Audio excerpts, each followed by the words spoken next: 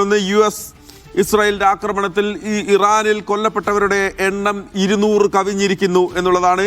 747 പേർക്ക് പരിക്കേറ്റതായും Iran red crescent അറിയിക്കുന്നു. 24 പ്രവിശ്യകളിൽ ആക്രമണം നടന്നു. അതോടൊപ്പം തന്നെ ആശങ്കയുണ്ടാക്കുന്ന മറ്റൊരു റിപ്പോർട്ട് കൂടി ഇപ്പോൾ വരുന്നുണ്ട്.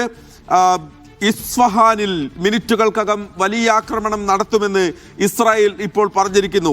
ഇസ്ഫഹാൻ എന്ന് പറയുന്നത് ഇറാന്റെ ആണവ പ്ലാന്റുകളിൽ ഒന്ന് നിൽക്കുന്ന സ്ഥലമാണ്.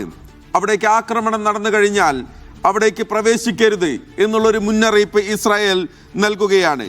അതായത് ഈ ആക്രമണത്തിന്റെ അടുത്ത സ്റ്റേജിലേക്ക് ഇസ്രായേൽ കടക്കുന്നു എന്നുള്ളതാണ്. ഇറാന്റെ ആണവായുധങ്ങളെ നിരായുധീകരിക്കുക, ആണവായുധങ്ങളെ ഇല്ലാതാക്കുക എന്നുള്ള ലക്ഷ്യമാണല്ലോ ഇസ്രായേലും അമേരിക്കയും നിരന്തരം പറയുന്നത്. അപ്പോൾ ആണവ കേന്ദ്രങ്ങളെ ലക്ഷ്യമിട്ടുള്ള ആക്രമണങ്ങൾക്ക് തുടക്കം കുറിക്കാൻ പോകുന്നു ഇസ്രായേൽ എന്നുള്ളതാണ് ഈ ഒരു ജാഗ്രതാ നിർദ്ദേശത്തിലൂടെ നമ്മൾ മനസ്സിലാക്കേണ്ടത്. ഇന്ന് രാത്രി അതീവ നിർണായകമാണ് എന്നുള്ള കാര്യത്തിൽ ഒരു സംശയവുമില്ല.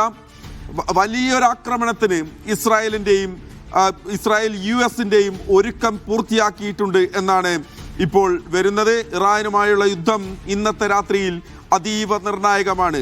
തിരിച്ചടിക്കുമെന്ന് ഇറാന്റെ സൈനിക കേന്ദ്രങ്ങളെ ഉദ്ധരിച്ച് അവിടുത്തെ വാർത്താ ഏജൻസികളും റിപ്പോർട്ട് ചെയ്യുന്നു. അഫ്താബ് റഹ്മാൻ ചേരുകയാണ് വിവരങ്ങളുമായി. അഫ്താബ്, ഇന്ന് രാത്രി ഞങ്ങൾ ആണവ കേന്ദ്രത്തെ ലക്ഷ്യമാക്കി ആക്രമണം നടത്തുമെന്ന് ഇസ്രായേൽ പറയുന്നു.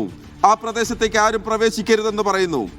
ഇസ്ഫഹാനിൽ നമുക്കറിയാം ഇറാന്റെ തന്ത്രപ്രധാന മേഖലയാണ്. ഇറാന്റെ ആണവ പ്ലാന്റുകളിൽ ഒന്ന് സ്ഥിതി ചെയ്യുന്ന സ്ഥലമാണ്. വളരെ സങ്കീർണമാവുകയാണ് കാര്യങ്ങളെന്ന് പറയാം. അപ്പോൾ ഏത് തരത്തിലുള്ളൊരു മുന്നൊരുക്കമാണ് അമേരിക്കയും ഇസ്രായേലും ഇതിനോടകം നടത്തിയിട്ടുള്ളത്? ഇറാൻ എങ്ങനെ തിരിച്ചടിക്കുമെന്നാണ് പറയുന്നത്?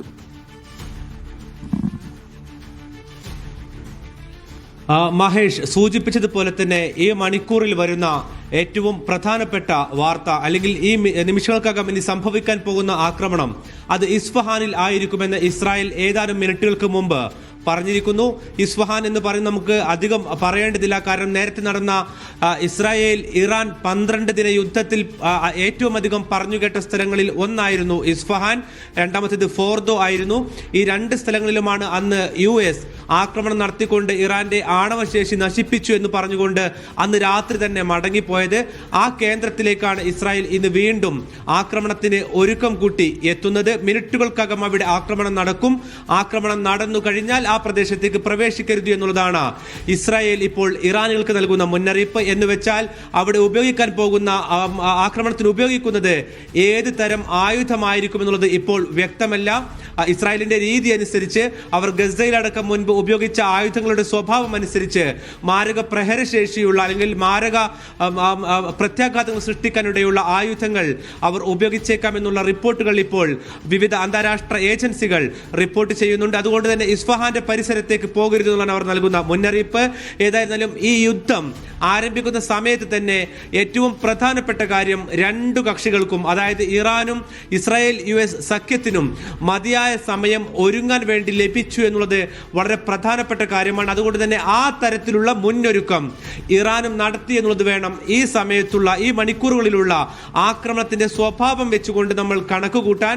കാരണം കഴിഞ്ഞ മണിക്കൂറുകളിൽ ഇസ്രായേൽ തന്നെ സ്ഥിരീകരിക്കുന്നത് ഏതാണ്ട് 220-ലേറെ മിസൈലുകൾ ഇസ്രായേലിലേക്ക് ഇറാന്റെ ഭാഗത്ത് നിന്നും എത്തിക്കഴിഞ്ഞിരിക്കുന്നു എന്നുള്ളതാണ് ഇസ്രായേൽ തന്നെ അവർ സ്ഥിരീകരിക്കുന്ന ഒരു കണക്ക്. അതോടൊപ്പം തന്നെ സമാനമായ രീതിയിൽ ഇറാനിൽ വ്യാപകമായ തോതിലുള്ള ആക്രമണം ഇസ്രായേലും US-ഉം അഴിച്ചുവിട്ടിട്ടുണ്ട്. അവിടെയുള്ള 24 പ്രവിശ്യകളിലായിക്കൊണ്ട് ഏതാണ്ട് 220-ലധികം ആളുകളെ കൊലപ്പെടുത്തിയിട്ടുണ്ട്. അതിൽ തന്നെ 740-ലേറെ ആളുകൾക്ക് അവിടെ പരിക്കേറ്റിട്ടുണ്ട്. ഇപ്പോൾ ലഭ്യമായിട്ടുള്ള, അതായത് അവിടുത്തെ റെഡ് ക്രസന്റ് പുറത്തുവിട്ട നിലവിലുള്ള കണക്കുകളാണിത്. ഇപ്പോഴും ആക്രമണം നടന്നുകൊണ്ടിരിക്കുകയാണ്. കാരണം ഇന്ന് വൈകിട്ട് 6 മണിക്ക് ശേഷം 2 കൂട്ടരും മിസൈൽ ആക്രമണം തുടർന്നുകൊണ്ടിരിക്കുന്നു. അതിൽ എടുത്തു പറയേണ്ടത്, ഒരു പക്ഷേ ഇറാൻ അതിവേഗത്തിൽ പാരലൈസ് ആയി പോകും, അല്ലെങ്കിൽ അവർ ഒരു പക്ഷേ തളർന്നു പോകുമോ എന്ന് കരുതിയിരുന്ന ഭാഗത്ത് നിന്നും പക്ഷേ രൂക്ഷമായ ആക്രമണം അവർ തുടർന്നുകൊണ്ടിരിക്കുന്നു എന്നുള്ളതാണ് പൊതുവിൽ കാണുന്ന ഒരു ചിത്രം. ഇസ്രായേലും US-ഉം ഏകപക്ഷീയമായി ഇറാനെതിരെ ആക്രമണം നടത്തുമ്പോൾ ഇറാൻ അവരുടെ മുമ്പിലുള്ള ഏക ആക്രമണ വഴി എന്ന് പറയുന്നത് ഒന്ന് ഇസ്രായേലിലേക്ക് നേരിട്ട് ആക്രമണം നടത്തുക, മറ്റൊന്ന് ഇസ്രായേലുമായി നയതന്ത്ര ബന്ധമുള്ള US-ന് സൈനിക താവളമുള്ള കേന്ദ്രങ്ങളെ പ്രത്യേകം തിരഞ്ഞുപിടിച്ച് ആക്രമിക്കുക എന്നൊരു ശൈലി കഴിഞ്ഞ മണിക്കൂറുകളിൽ നമുക്ക് കാണാം. പ്രത്യേകിച്ചും ഗൾഫ് രാജ്യങ്ങളിൽ ഇസ്രായേലുമായി നയതന്ത്ര ബന്ധമുള്ള 2 രാജ്യങ്ങളിൽ അത് വലിയ തോതിൽ ആ ആക്രമണം നടക്കുന്നതായി നമുക്ക് നിരീക്ഷിക്കാൻ കഴിയും.